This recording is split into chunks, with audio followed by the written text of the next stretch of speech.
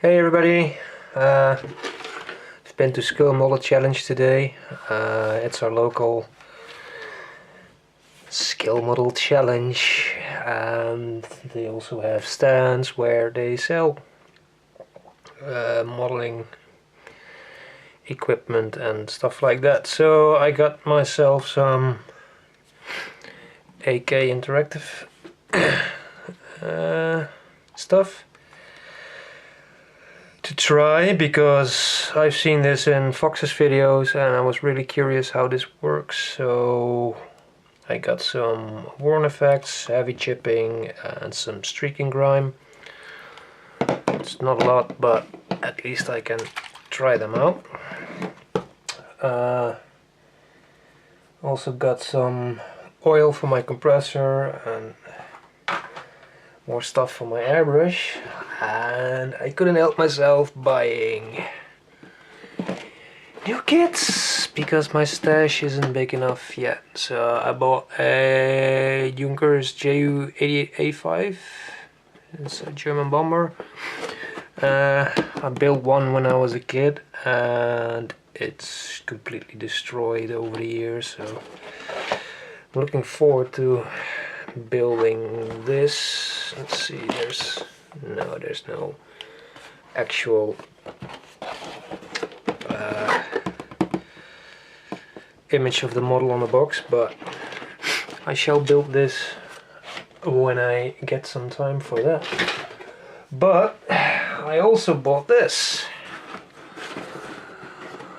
which is a Horten Ho, a German experimental plane from World War II, and it's actually a plane I've been looking for quite some time now. It's the first ever stealth plane. It's made of mostly wood, and it's never seen active combat. It's a fighter. I believe there is one unconfirmed kill by this, but it wasn't really an operation. It was too late in the war. It's made by Zoukei-Mura Inc. Never heard of that brand,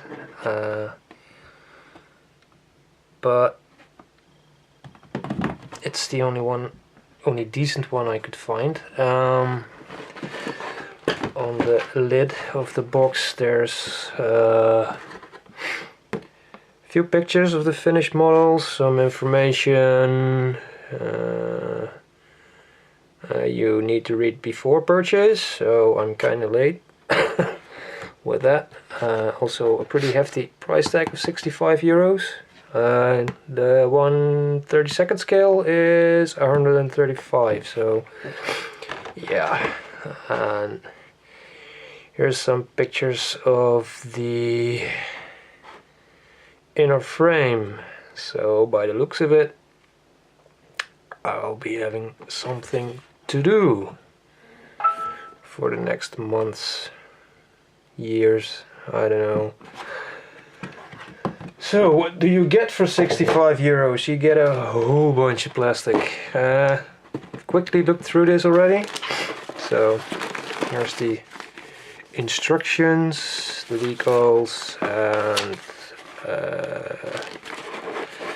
some revisement on the instructions, additional notes. So we'll be looking at that later.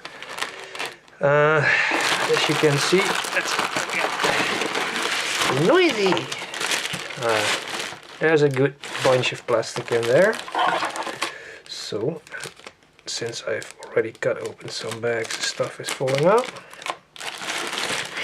Let me get that out as well. Get the box out of the way. And let's have a look. So this is really shiny, so I'm just randomly going through the sprues. There's a few. So this is sprue I, which is part of the wing assembly, I think. Let's zoom in a bit. Oh, every time I press the wrong direction on that button. Bit too much. Come on, focus. So it's a really clean sprue, very, very nicely detailed. There's even what seems to be hydraulic lines going on in there. I'm not sure the camera will pick it up, but it's really, really nicely done. The other side hasn't got any detail. So, very nice start. Put that in the box. There's a similar one on sprue H. There. I guess it goes to the other side. And here's a clear part which I don't want to get out of the plastic, so sorry for that. It's either the intake, yeah, it looks like it. So this is the actual front of the plane. Also a lot of detail in there, very nicely done.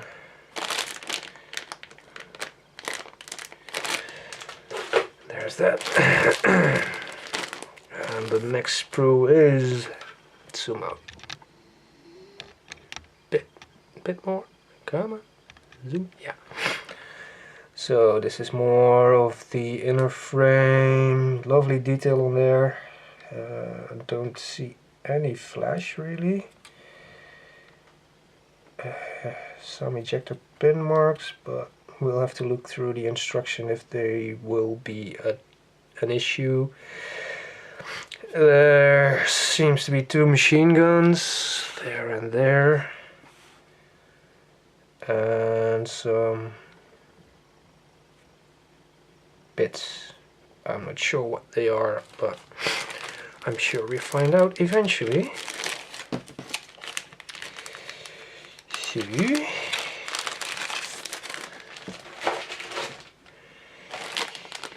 then there's sprue A, which you got 2 times. So I'll leave this one nicely packaged up, and we'll have a look at this one. Seems to be all parts of the engine. The He-162 has 2 jet engines. I don't know which brand off the top of my head, but there were several manufacturers, and as it was late in the war, I think they had to adapt quite a bit to what was available. There's a little bit, just a little bit of flash on the tubes that go over the engine. Nothing too bad. For the rest, the detail is really, really good.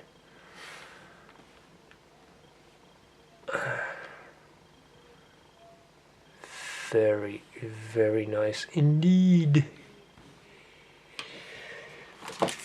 So you get to that. It's obviously the aircraft has 2 engines. I'll zoom out again. We get the wings, and the wings are done in clear plastic. These sprues are almost identical, so we'll just take the one out I've already had a look at. So again, very nice detail, nice panel lines.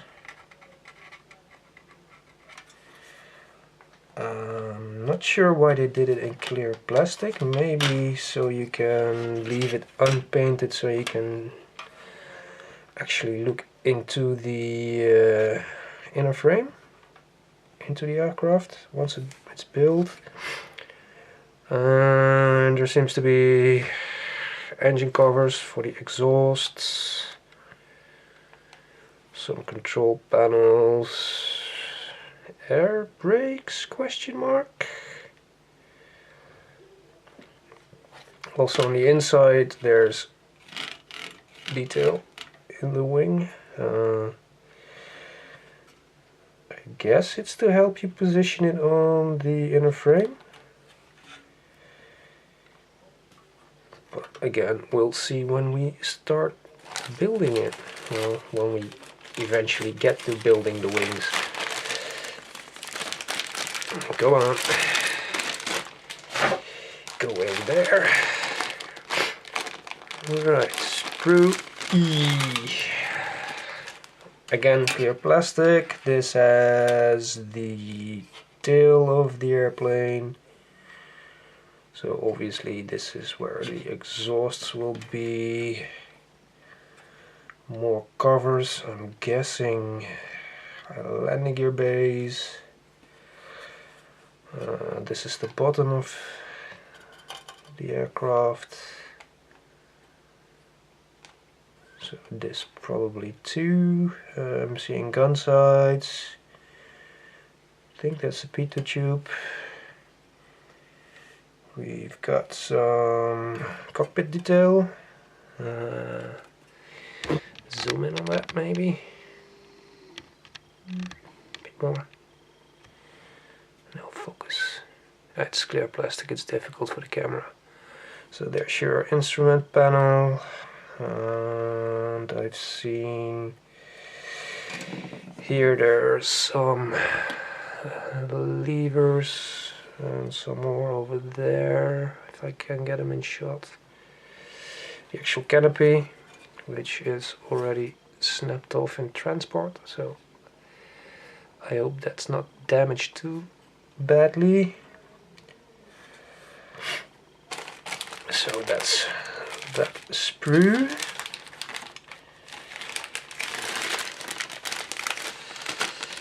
And I need a drink of water.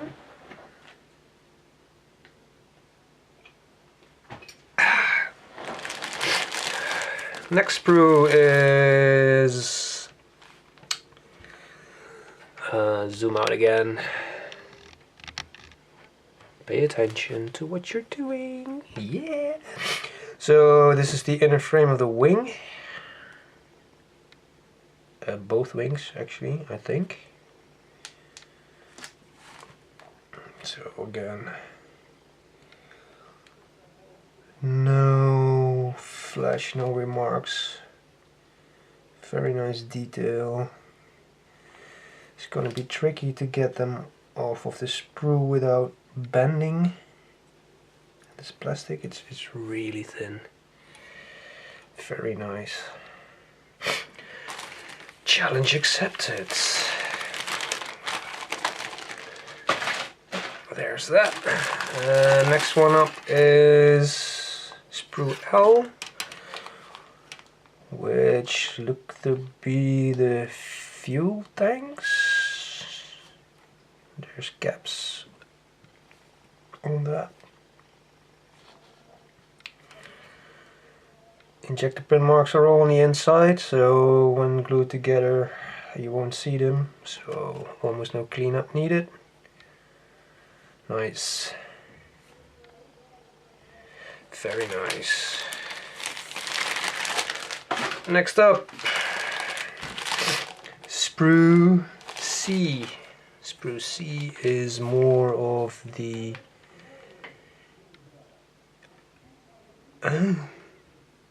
why is there someone outside yelling through a microphone? Okay. Probably another festivity. Sprue C. So we got more wires, lines, cables, part of the structure of the wings, landing gear, pedals, the wheels. I've noticed a bit of flash on this sprue. It's just a little bit. Whoa, come on. A little bit on this part, these two, and some more. So there you go. There are parts of the landing gear. which is really nice. Really nice. The wheels. Too bad they aren't weighted, but we'll live with that. Focus. So one wheel split in half, the other two are just one hole. There's no what do you call it? Thread? Not sure. So they're smooth wheels. They say Continental. Continental. Focus. Does it show on camera? Very lightly. I don't think you can read this. It's two O's. I think there should be Continental on that, but I don't think that really matters. So that's that. Sprue C. And then the final sprue I have here is B, so zoom out again. This is the inner frame of the fuselage, I think. Well, if you can speak of that, it's a flying wing, so.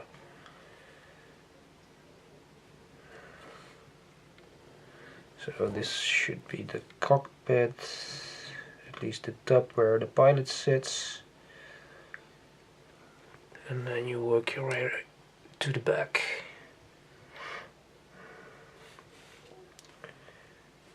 Very fine plastic, very nice. Very nice. Very nice. So you got a pilot seat, a lot of detail in there. A lot of things I don't even know what they are. So we got that, and then we have the decals. And I think they're a bit off. I'm missing the swastika, that's usually on the back of German aircraft. That may have to do something with rules and regulations. It's made in China, but it's a Japanese company, so I'm not sure.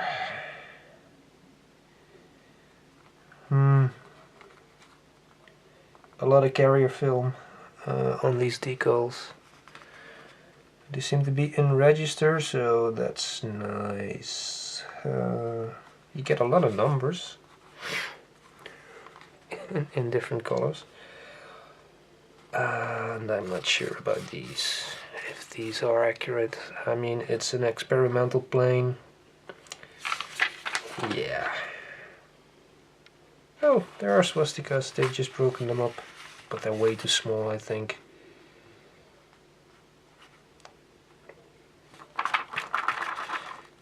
Reference pictures I had, the swastika symbols were that big on the tail of the aircraft, and these are really tiny. But they're here. They've just broken them up. All right. So you got the, maybe the camera will pick it up, maybe not. Zoom in. Oh, way too far. So you have the instrument panel decal there,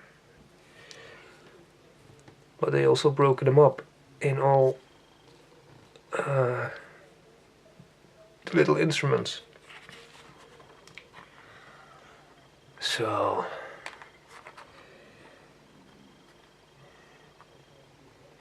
depending on how much you hate yourself, you could do them all individually.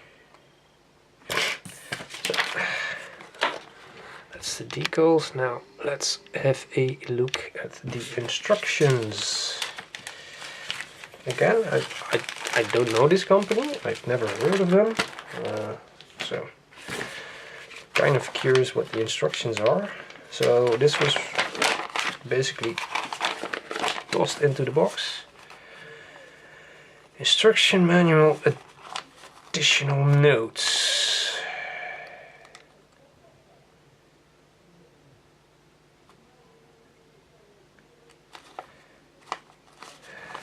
So okay, you got some, I guess they had some feedback on the instructions and they added this, which I think is very nice. Illustration 1.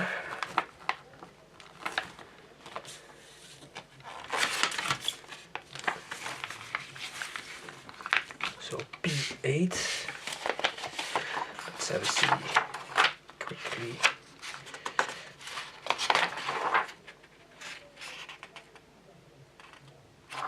P8, I'm guessing will be page 8.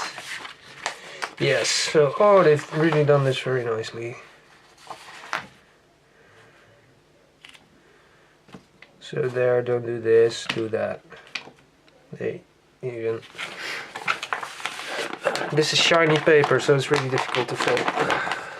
They even did a zoom view with color and stuff like that, so this will be really helpful.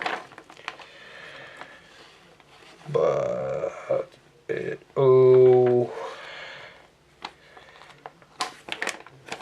this all looks a bit later in the build stage, so... The manual.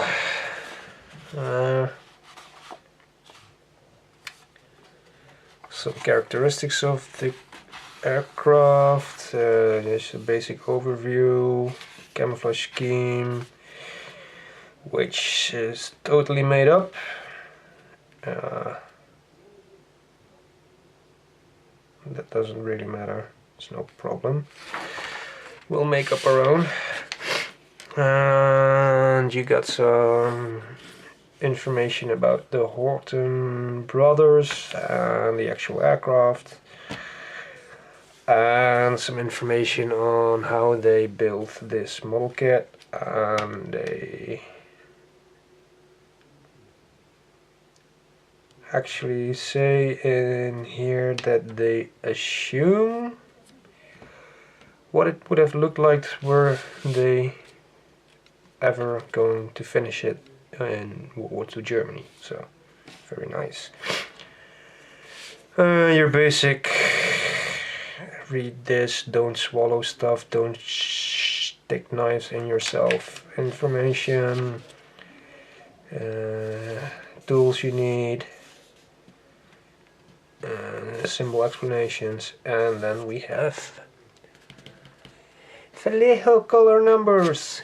Yay! So for once I don't have to find matching colors.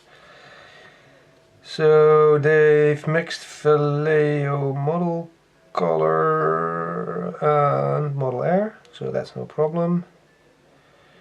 17 colors in all. They also have the RLM numbers available and Mr. Color colors. So they did a lot of work on that.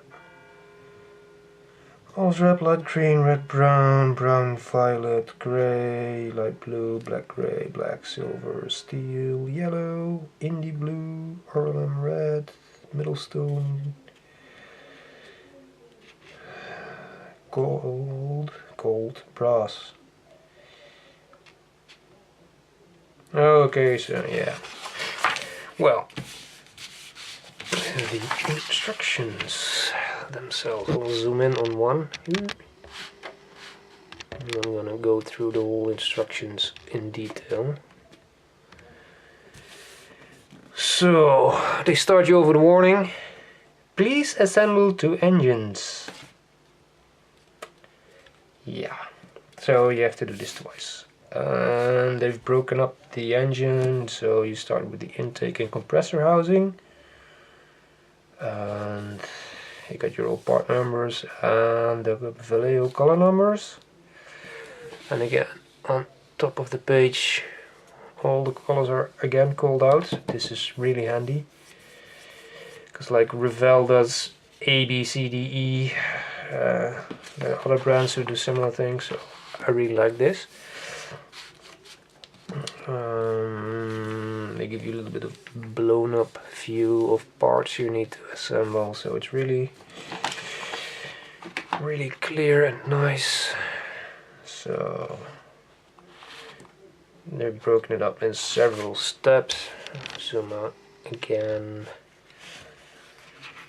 And there's also a little bit extra where you can make a engine exhibition stand from part of the sprue. Oh, that's nice. I've never seen that.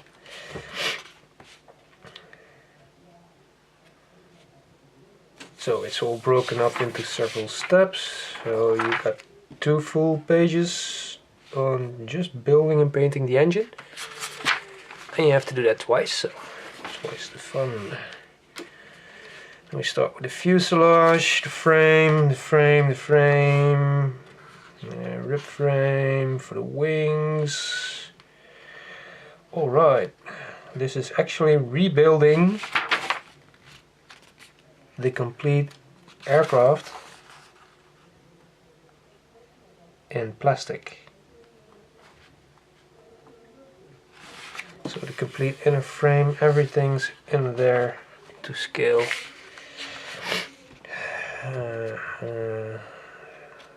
Cannon assembly.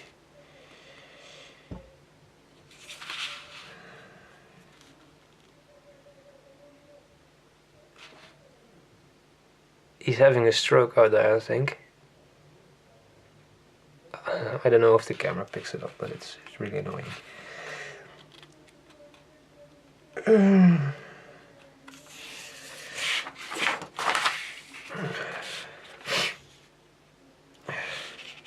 Important! Please make sure to check that.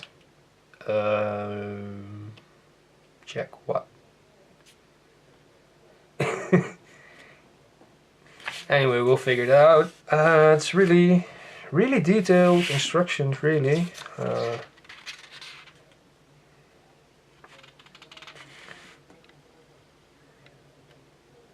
So yeah, they actually do give you the option to decal each instrument individually. I guess I know which route I'm going. There, not that. If I can help it, not that. So there's the cockpit. We go to the landing gears.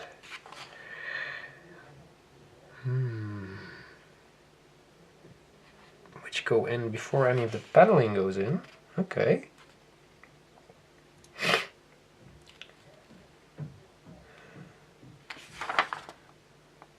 It says Continental in here too, so it might not just be a typo.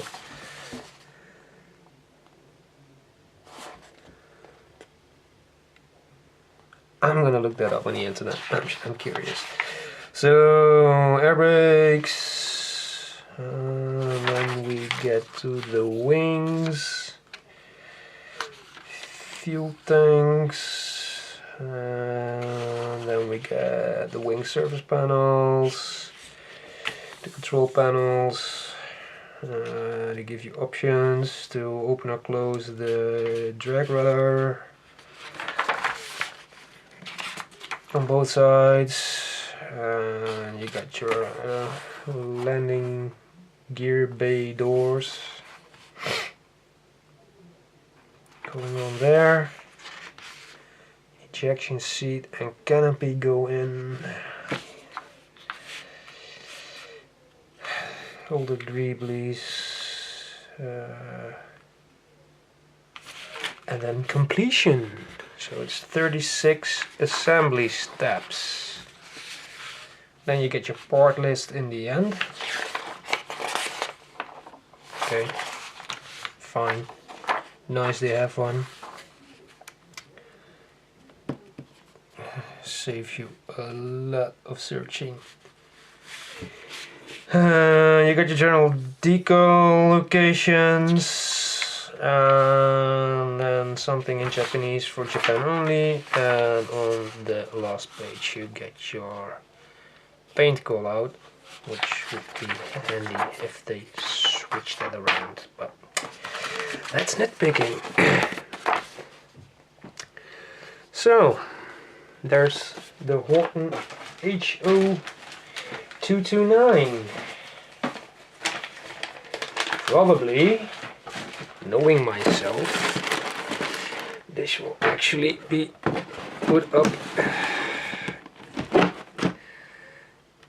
in front of the line of things I really want to build. So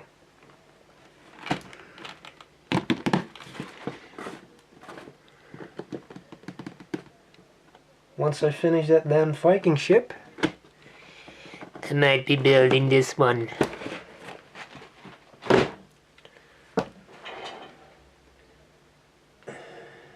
Oh, yeah. Well, that's the